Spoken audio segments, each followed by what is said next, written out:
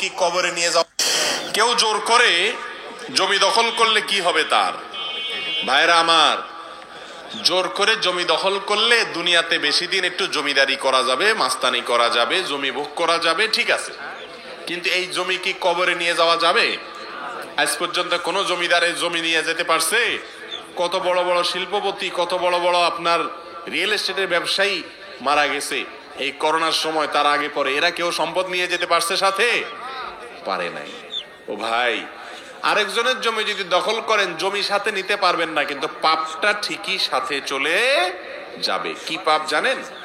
রাসূল করিম সাল্লাল্লাহু আলাইহি সাল্লাম বলেছেন, 1 বিঘত জমি যদি কারো অন্যায়ভাবে ঠেলে, আপনি আইল ঠেলে দিলেন 1 বিঘত, কে দেখলো না, চুপচাপে ঠেলে দিলেন।